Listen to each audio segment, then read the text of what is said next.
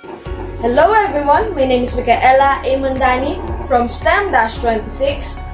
Welcome to today's video. We'll dive into exact and ordinary interest using actual and approximate time.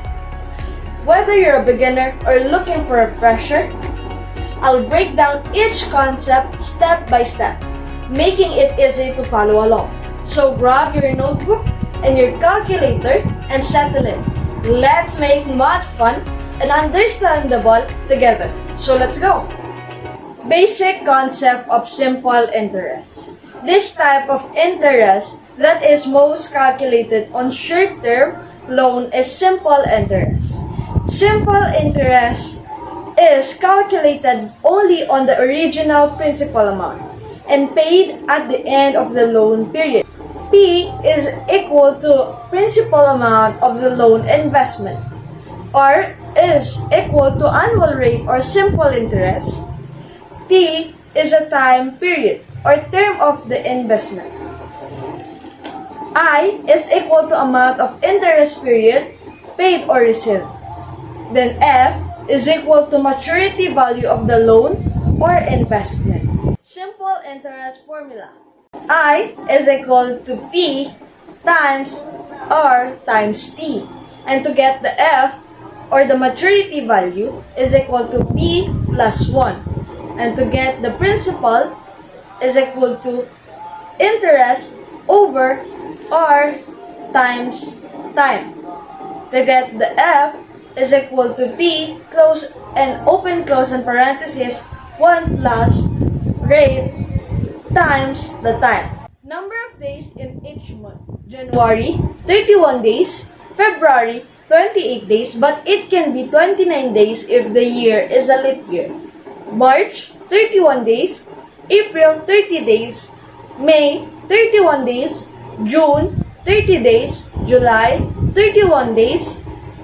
August, 31 days. September, 30 days.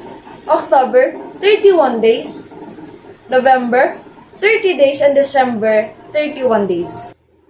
Actual and approximate time. The time period, T, should be determined using the number of days involved. There are two ways of determining the time. It may be approximate or actual time.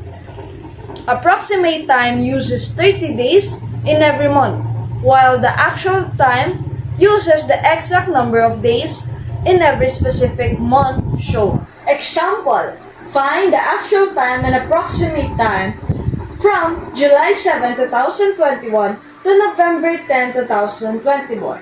So first, you need to indicate the month, July 7, 2021, August, September, October, and November 10, 2021. And then, you need to indicate the number of days of each month in the actual time. So 31 minus 7, because July 7 is the number of days of the first month in the given. So 31 because July has 31 days. 31 minus 7 is equal to 24. And then August has 31 days, September has a 30 days, October has 31 days, November until November 10, that's why 10. And also, 24 plus 31 plus 30 plus 31 plus 10 is equal to 126. To get the approximate time, you need to, July has a 30 days because in approximate times, it uses 30 days always. It always constant 30 days. So 30 minus 7 is equal to 23. So, August, 30, September, 30 days, October, 30 days, November 10 until November 10, that's why 10. Then, 23 plus 30 plus 30 plus 30 plus 10 is equal to 120. So, that's how you get the actual time and also the approximate time. So now, I will define the exact and ordinary interest. Exact interest is computed in 365 days in a year as the time factor denominator. On the other hand, ordinary interest is type of interest wherein the number of days is computed based on 360 days in a year. So the formula for exact interest is time is equal to principal times rate times time, or the number of days, divided by 365. That's why exact interest is computed as 365 days. And ordinary interest is time is equal to principal times the rate times the time, or the number of days, divided by 360. Example 1. Find the interest on 93,000 pesos at 6.5% from April 7, 2022 to November 8, 2022. So our first problem is find the interest on 93,000 at 6.5% from April 7, 2022 to November 8, 2022. But, of course, we will find the ordinary interest using actual time and approximate time, exact interest using actual and approximate time. But first, we need to get the actual time and approximate time. So, how to get the actual time and approximate time? So, lalagay ko po muna dito kung paano muna kunin natin yung actual and approximate time.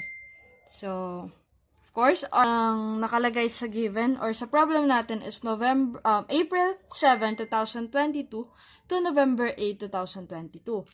So, ilalagay natin dito yung month.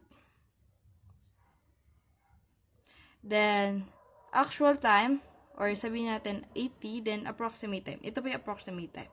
Same din 80. But, actual time and approximate time po yan. So, ang month po natin is April 7, 2022, right? So, April, sabihin natin 7, 2022.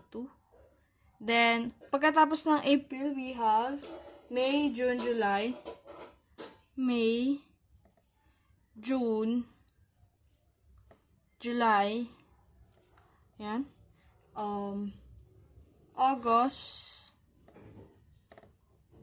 September, then October, yan, October and November. September, October, then November. And then, kailangan nilagay natin yung number of days. April has a 30 days. So, pinakita ko na po yung presentation, yung usual na number of days. So, check nyo na lang po dun. So, April, meron po tayong 30 days. 30 days. May, meron po tayong, ilayin natin para hindi tayo magulahan. 30. Then, ang May, meron po tayong 31. Ang June, meron tayong 30. Ang July, merong 31. August, merong 31. Then, September, meron 30. So, May, June, July, August, September, then October. Until October, ay wala pa pala, October,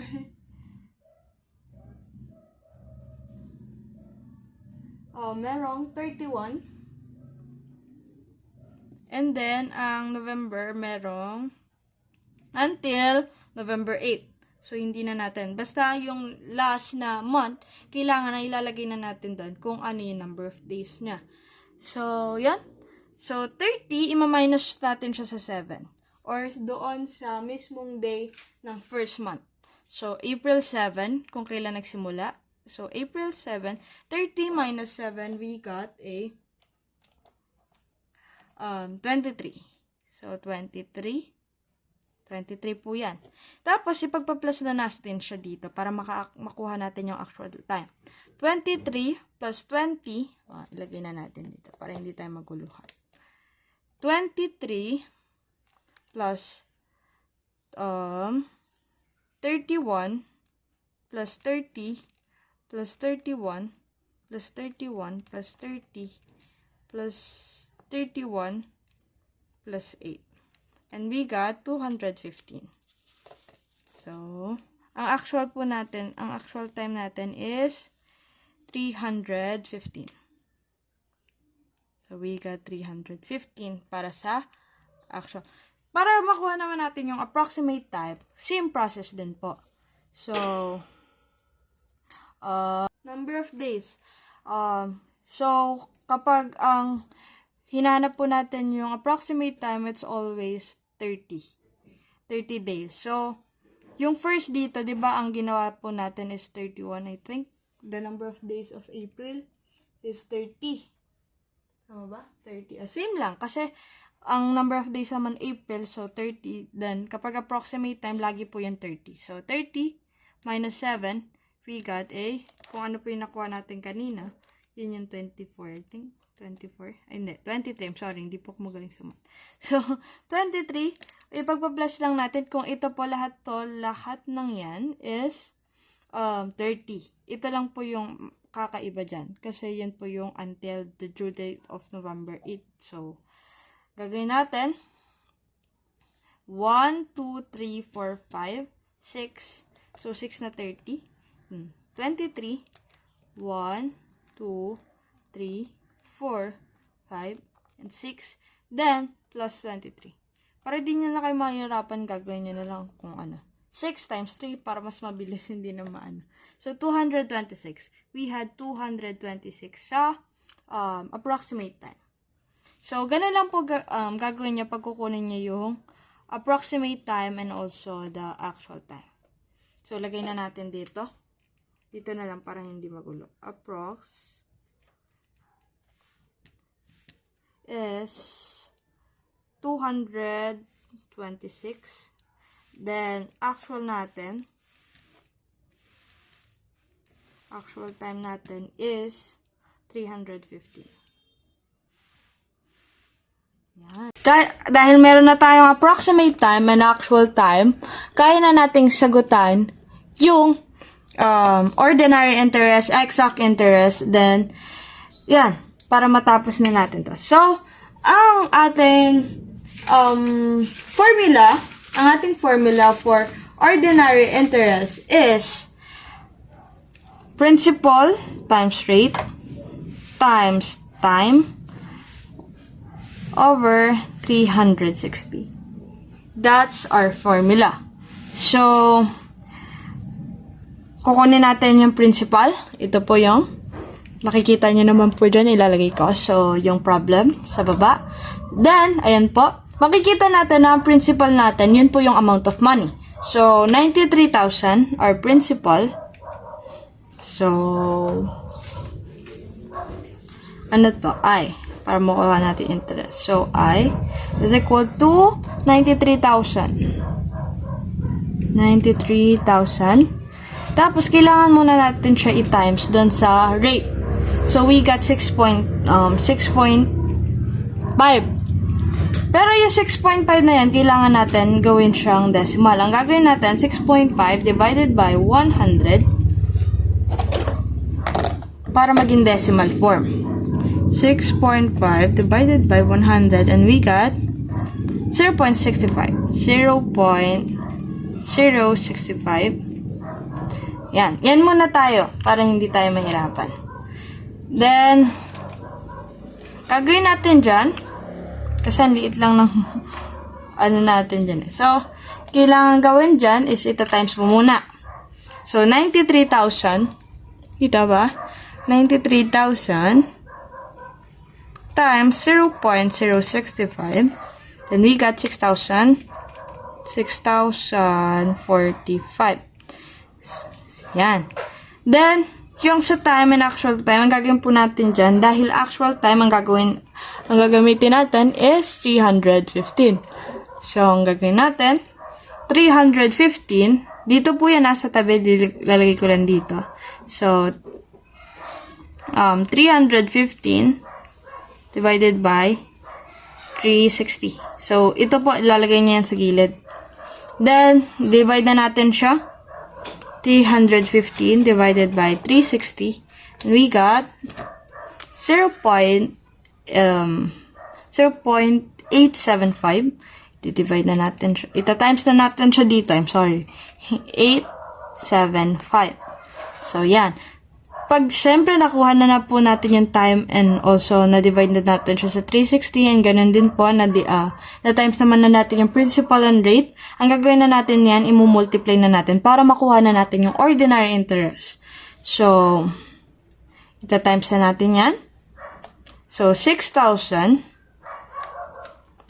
times 0.875 and we got 5,000. 5,289.370.37. So, yan na po yung ordinary interest natin. So, ang gagawin naman natin is kukunin naman natin yung ordinary interest using the approximate time. So, yan. Para makita. Ayan. So, same process lang naman po ang gagawin natin. So, gagamitin natin to. Kasi yun lang naman. Ang gagawin lang natin, i-change lang natin kung ano yung nasa taas. So, principal po natin is 93,000, di ba? 93,000. Para makita nyo po yung whole solution. Pero ang babaguhin lang naman po talaga itong dalawa. So, 93,000. Yan, 93,000. Then, ita-times mo ulit siya sa 0.875. Then, we got a 6,000. Ito din yan. Kasi parehas lang naman po yan. And we got 6,000. Ay, tama. Mali. Mali po yan. Mali po yung nakopya ko. So, 93,000. Ang 6.5 po yung natin rate, diba? So, kaya po naging 0.65. Yan. Then, ang magiging answer naman po dyan, usually, ito naman po. So, ang na natin is 6,045. Ang kailangan lang natin gawin talaga, para mas mapabilis ka, kahit kopyahin mo na yan, then ito lang yung baguhin mo. So, ang mangyayari, kung ano po yung actual time na, approximate time natin, 226. So, 226 over 360. Ano ba yung mga nasusulat na yan? So, 360. So, yan.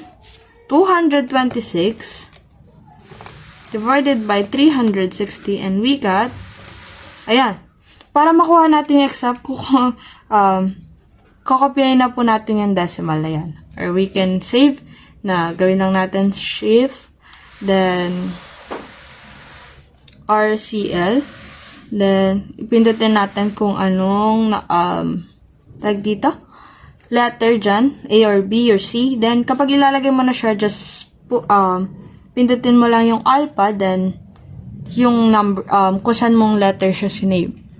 So, yan. So, ang gagawin po natin is kokopyahin na natin yan. Kasi yun po yung nasa libro. Kasi, ginawa ko talaga, nag-round off na ako, but hindi po lumabas yung mismong answer. So, para mas maging exact yung makuha natin, na answer doon sa ordinary interest, kopyahin na natin lahat. So, 6, 2, 1, 2, 3, 4, 5, 6, 7. Nakakaduling lang siya. 1, 2, 3, 4, 5, 6, 7. Yan, 6, 7, then 8. So, para makuha na natin yung interest, kailangan na natin yung ipag-multiply. So, 6,000 0.45 times 0.62 tapos 7 na 7. 2, 3, 6, 3, 4, 5, 6, 7, then 8. Ang sagot na makukuha natin is 3,794.92. Pwede natin i-round off kapag nakuha na natin yung mismong sagot. So, pwede siyang 92. So, yan na po yung ating ordinary interest using approx time. Then now, ang gagawin naman natin, exact interest. Same lang naman po yung ginagawa. Ang mababago lang po talaga is itong itong 360, magiging 365. Right? So, ang formula natin dyan is I is equal to P times rate times time, or the actual days, or the number of days. Then, 365. So, ang gagawin na natin, lalagay na po natin yung principal natin. Ang principal natin is 93,000. So, 93,000. Na ang rate natin 0.065. Then, kapag pinag-times naman natin yan, ang makukuha natin is 6,045. Mabilis lang kapag ganyan. So, ang babaguhin lang naman natin po is actual time. Then, i-divide natin siya sa, ang actual time natin is 315. 315. I-divide lang natin siya sa 365. Yan. Actual time ang hinahanap. Dito po yan sa tabi ng 0.65. Tinaas ko lang kasi talagang maliit. Pero ang solution po talaga niyan is ganito. Yan. 315 over 365. Yan. Ganyan po yan. Then, so, nakuha na natin yung 93,000 times the 0.065. So, ang gagawin naman natin, i-divide natin to. 315 divided by 365. So, kukunin naman na po ulit natin yung decimal.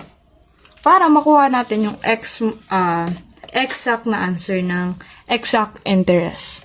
So, 0.8630136,986. Ayan. Then, ipagta-times na natin itong dalawa.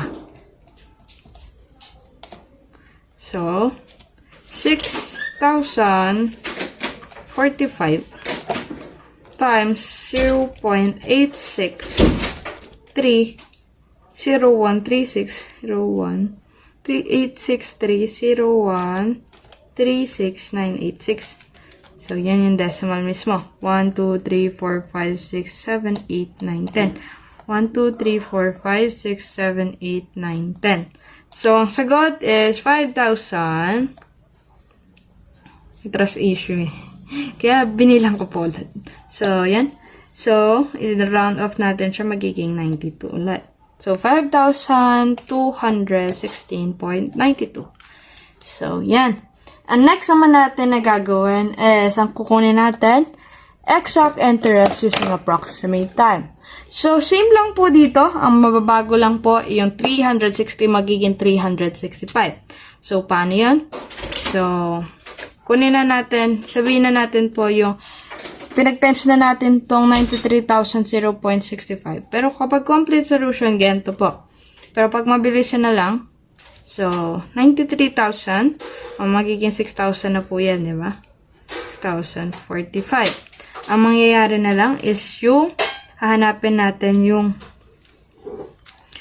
tag dito, 300, the approximate time is, 226, i-divide natin siya sa 365. So, yan. Ang gagawin na lang natin, isasagutan natin yan. 226 divided by 365, and we got decimal again. So, 6,045. Then, kunin natin yung decimal. 0.6191780,822. So, yan. Ipag-multiply na natin tong dalawa. 6,000. Yan. Ito times natin siya sa 0.6191780. Then, 822. 822. And we got the 3,742.93. So, yan na po yung mismong sagot. Ito na po. Yan. So, nakuha na natin yung ordinary interest. Di ba? Madali lang. Ordinary interest using actual time. Ordinary interest using approximate time. Exact interest using actual time. Exact interest using approximate time. Parehas lang po yung dalawang yan. So, wala naman po siyang pinagkaiba. Pinagkaiba lang po talaga kung ano yung actual time and the approximate time. Then, ang naiiba lang naman sa exact interest is yung i-divide mo siya sa 360 and i-divide mo siya sa 365. So, another example. We will get another example. So, let's go. Example 2. Find the interest on 23,500 pesos at 9% from March 13, 2022 to July 13, 2022. We will find the actual time and also the approximate time. Kung gaya lang po ng ginawa natin sa first example, and ganun din po gagawin natin sa example number 2. So, the problem given is here. Ayan. Second problem natin is find the interest on 23,500 pesos at 9% from March 13, 2022 to July 13, 2022. So, magbe-base po tayo sa March 13 to July 13, 2022. So, paano nga yan? Gagawin natin, ilalagay po natin yung number of days, subtract and ipa-plus. So, March. Next, April. April po yan. April, May, June, July, hanggang July lang. July. April, May, June, July. So, yan lang. 5 months. Then, ang gagawin natin, ang July po until 13 lang. And then, ang March, meron siyang 31. So, i-reflect ko po dyan yung number of days para you can double check my answer. So, April, meron po siyang 30 days. May, meron po siyang 31 and 30. Ayan. Ima-minus po natin yung sa 31 na yung number of days nung month doon sa mismong problem natin kung ano yung binigay na number of days. Ang binigay na number of days is March 13, 2022. So, ima-minus po natin siya sa 13 and we got 31. Minus 13, 18. So, 18. 18 po yan. Hindi lang mukhang 18, pero 18 po yan. So, 18. Ipagpa-plus na natin siya. 18 plus 30 plus 31 plus 30 plus 13. We got a 122. So, ayan na po yung actual time natin. So, actual time is 122. Then, approximate time naman po. I-expect natin lagi kapag approximate time, it's always 30. 30 until July 13. Yan. So, 30 minus 13 is 17. Then, ipa-plus na natin yan para makuha na natin. 17 plus 30 plus 30 plus 30 plus 13, 120. We have 120 for the approximate time. 128. Ay, sabog. 120. So, yan na po yung approximate time natin. So, ilalagay na natin siya dito para hindi natin makaligtaan. Yan. So, now, gagawin na natin, hanapin na natin yung ordinary interest using actual time. Then, exact using actual time and approximate. Then, exact interest using actual and approximate time. So, ang ating formula, ulitin lang natin, I is equal to P times the rate times the time. Then, i-divide natin siya sa 360. Ganon din po sa approximate time. So, ang principal natin, ay, ayan, nakikita nyo naman, is 23,500. 23,500. So, ang rate natin is 9%. Ang rate daw is 9%. 9%. Lagi natin tatandaan yung rate natin kailangan natin i-form to decimal form. Okay, di-divide natin yan sa 100 para maging decimal. So, 0.09.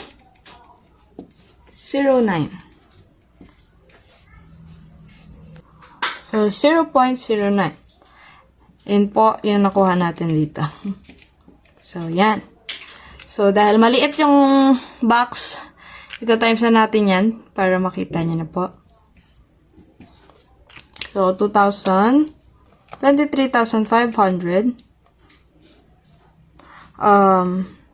Ito times natin siya sa 0.09. 2,115. Yan. And then, so, itatabi po natin dito yung time and 360. Maliit lang po talaga siya. Pero ganito po yan. Sige, pagkakasyahin natin. So, actual time, ito po yung gagamitin natin kung ano yung nakuha natin kanina. So, actual time, 122. I-divide natin siya sa 360. Ano yun na, lagi na lang na. Iba yung nasusulat na number. 360. So, ang answer po niyan, pag dinivide natin yung 122 sa 360, and we got long decimal again. So, 0.33. Then, bilangin natin nila yung 8. 1, 2, 3, 4, 5, 6, 7. 1, 2, 3, 4, 5, 6, 7. Then, 9. So, 8, yan, tapos 9. So, pag pinag-times natin yan, 2,115 times 0.33. Ilan to? 1, 2, 3, 4, 5, 6, 7. 7 na 8. 1, 2, 3, 4, 5, 6, 7, 8. Tama ba? 1, 2, 3, 4, 5, 6, 7, 8. Then, 9. Ang sagot natin is 716.75 pesos. So, yan yung ordinary interest natin. Using actual time. And now, ang gagawin naman natin, hanapin naman natin yung approximate time. So, para mas madali, hindi na natin gagawin yan para mas mahaba. Ito na lang yung gagamitin natin. So, I is equal to 2,115. Then, i-divide na natin yan. Ang mangyayari lang po, papalitan natin itong nasa taas yung 122 sa approximate time. Kasi ang hinahanap natin approximate time. Gagamitin daw natin is approximate time. So, ang mangyayari is 120. I-divide natin siya sa 360. So, yan na. So, I is equal to 2,115. Ayan. Umaya na pala yan. 120 muna. I-divide natin siya sa 360. Yan. Then, yan. Sulatan natin yan. Ibababa lang natin yan. Then, ilalagay na natin itong decimal na nakuha natin.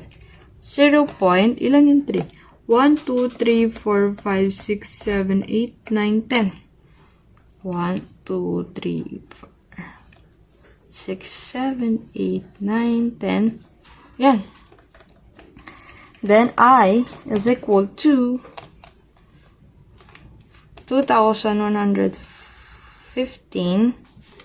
times 1, 2, 3, 4, 5, 6, 7, 8, 9, 10. Ang sagot natin is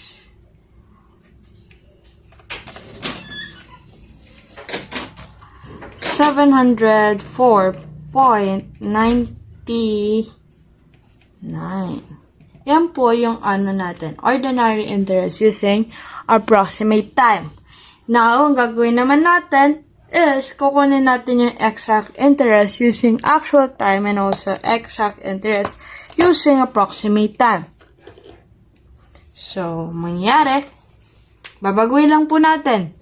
Yung formula na ginamit natin kanina is I equal principal times rate times the time over 365. Yun lang po yung nagbabago, 365, pero ganun pa rin po yung process. So, gagawin natin, kukunin na natin to. Kasi yun lang magkikisagot natin yan. 2,105. And then, ita times mo siya sa, nabago dito, diba? Yung time natin dyan is, the actual time is 122. Yan. So, 122, i-divide natin sa 365. So,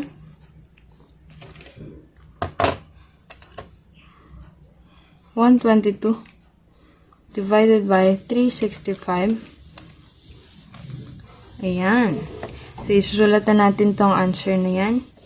0.334 2465 753. So, ipagta-times na natin itong dalawa para makuha na natin yung exact interest. So, 2,115 times 0.334 2465 753. Ayan. And ang answer natin is 706. Ay, mali. 706.93. Ayan po yung sagot natin. Nakuha na natin yung exact interest using the actual time. And now, ang gagawin naman natin, exact interest using approximate time. Ganito din gagawin natin, ang babaguhin lang natin, itong actual time, gagawin natin approximate time. So, copy na lang po natin itong 2,115. Then, lalagay na lang natin itong 120 divided by 365. Pag pinag-divide natin siya, 120 divided by 365. Yan. So, 2,115. Lalagyan natin yung decimal dito para makuha natin yung exact. 328,767 1,233. Ayan. So, ipagta-times naman natin yan, pag-multiply na naman natin yung ulit para makuha na natin yung exact interest using approximate time. That is Philippine peso po. So, 2,115 times 8,767 watts. 233. Ayan. Then, we got 695.34. So, yan. Yun na po yung ating exact interest using approximate and using actual time. And ganun din po nakuha na natin yung ordinary interest using actual time and approximate time. So, another example. Then, after that, another example, the third example, I give you a activity to answer and we will answer after that. So, let's go.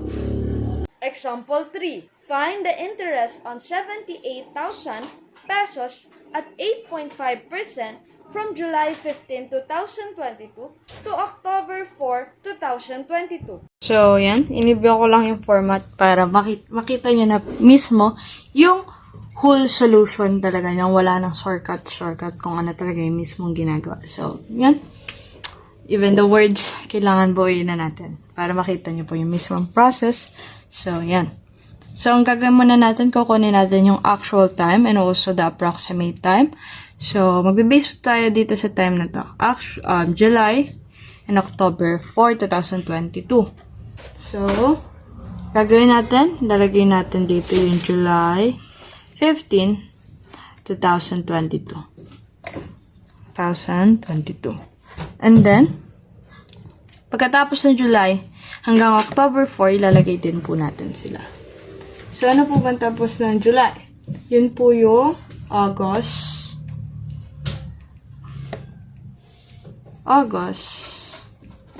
September,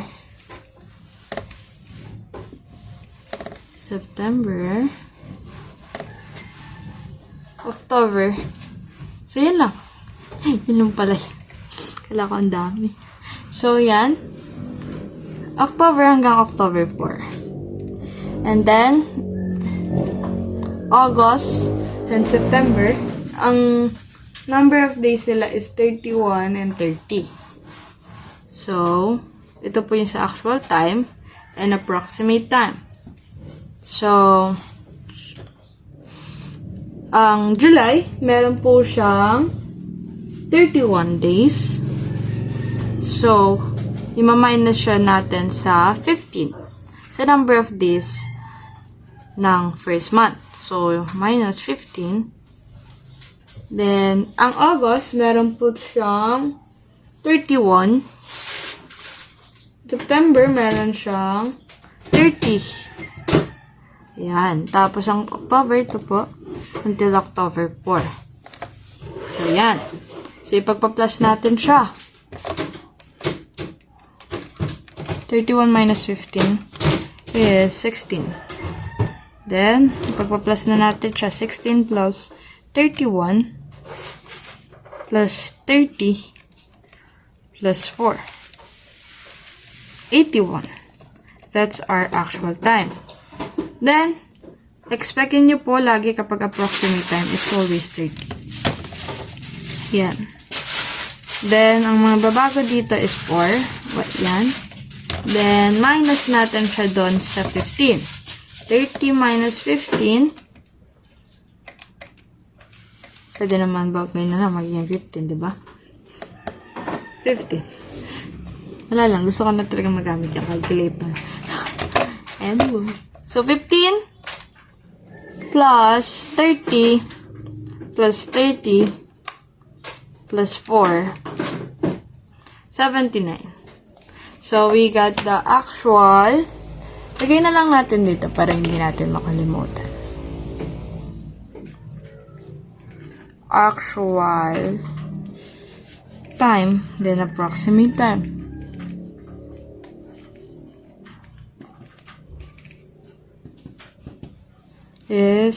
The actual time is 81, then 79. Ayan. So, buburayin na natin yan kasi nakuha na natin yung actual time and approximate time. 1, 2, 3.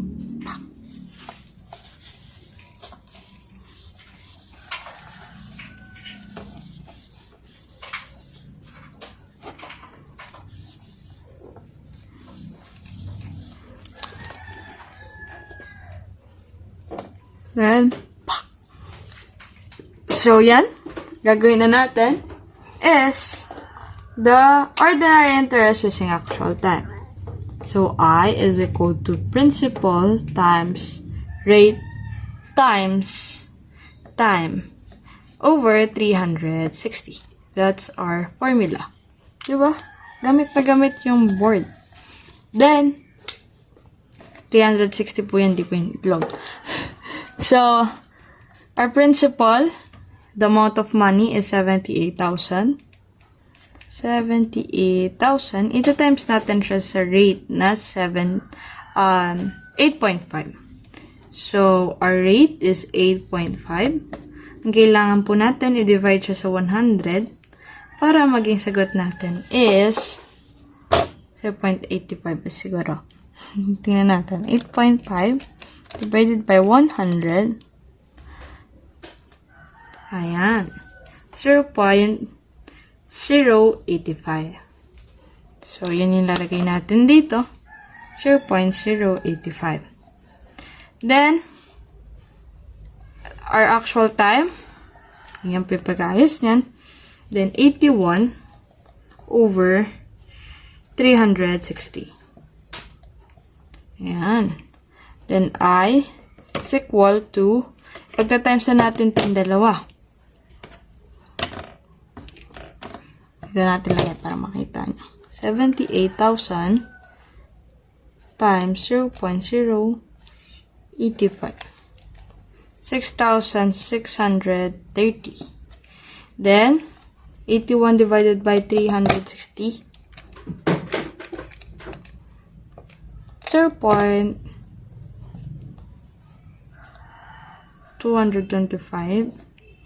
Then, yan. Tapos, ipagta-times na po natin yan para makuha na natin ordinary interest.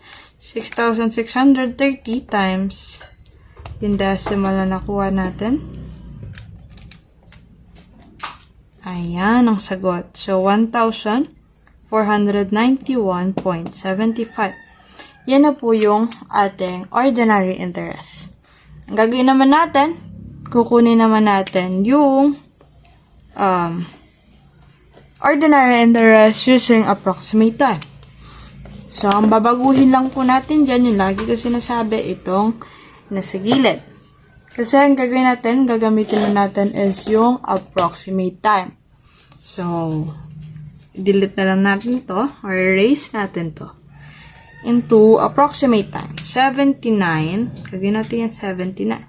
So, pag pinag-times mo din naman, ganyan din po yung principal and rate, yun din yung magiging sagot. 6,630. So, ang babaguhin natin dyan, ito pong sagot natin dito. So, mali po pala ito. 79 yan. Hindi 75. 75. Ay, inulit pa talaga yung mali. Ulit. 79. Ayan. And then, baguhin natin itong decimal na yan. Kasi hindi yan yung sagot. Pag binago na natin into approximate time. So, ang mangyayari, 79 divided by 360 is napakahabang decimal. So, ayan. Ilalagay po natin yung sagot to get the exact ordinary interest. 0.219. Ilan yung 4?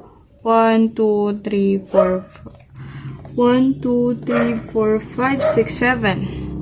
1, 2, 3, 4, 5, 6, 7.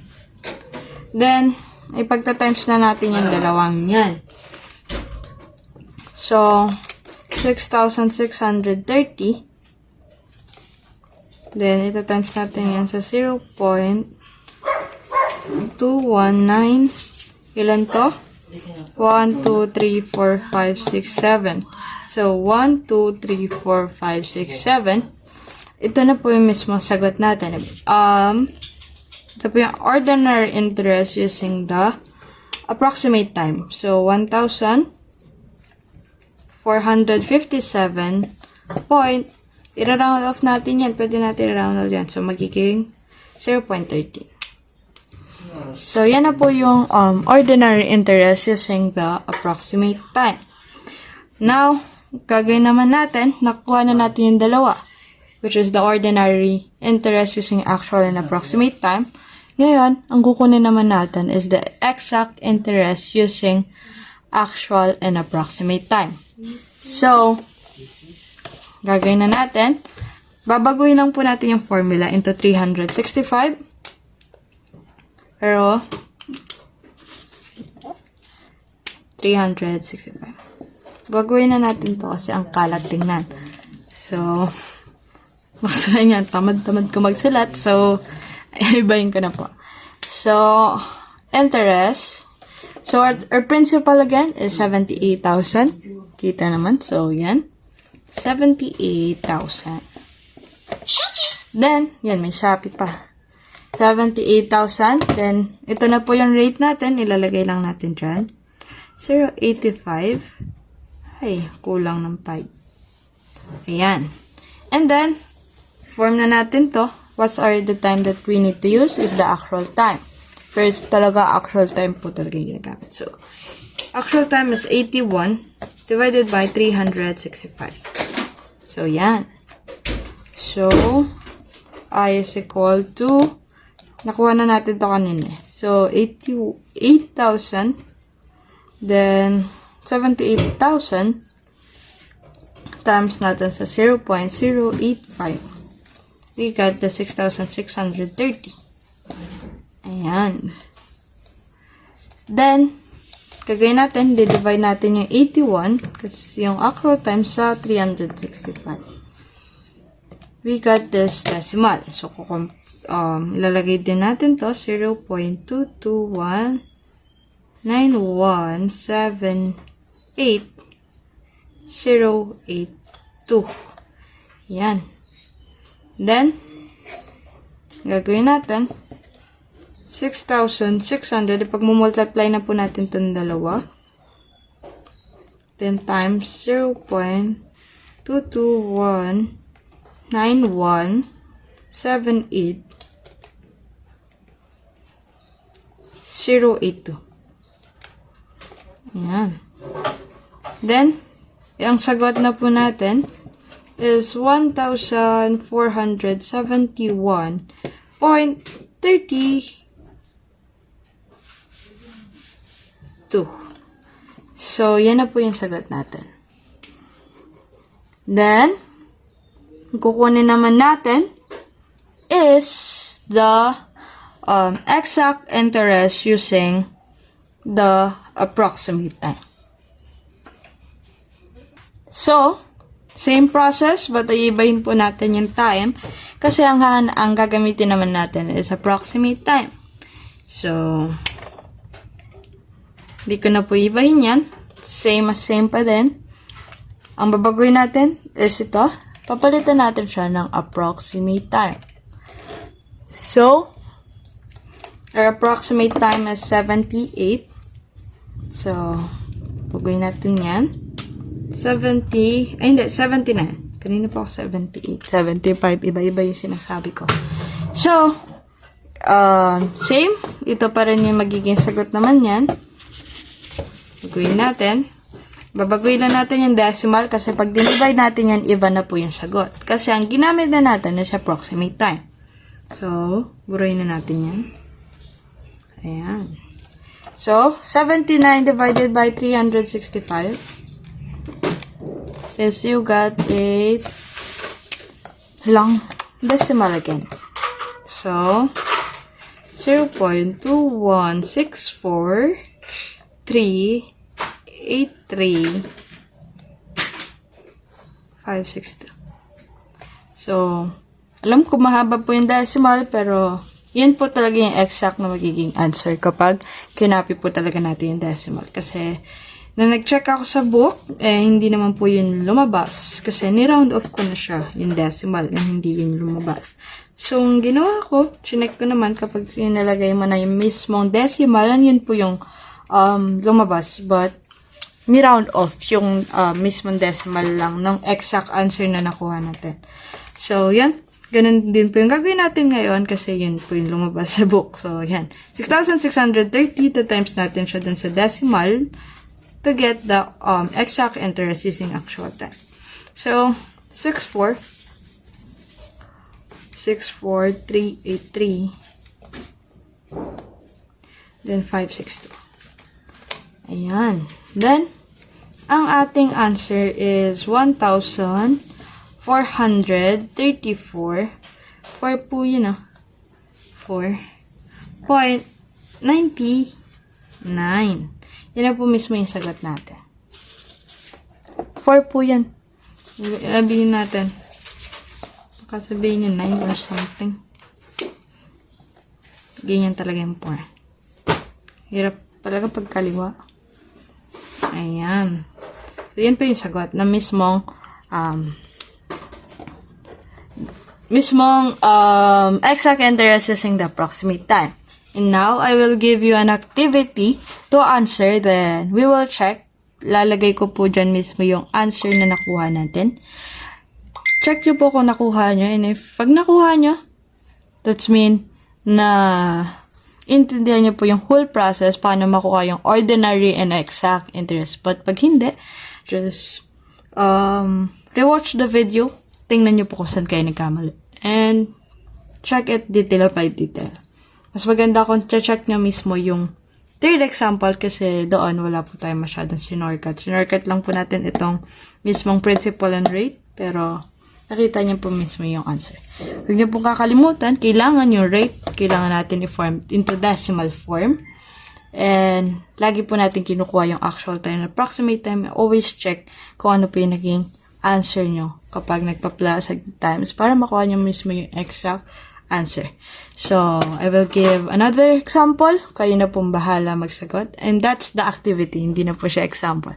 So, let's go.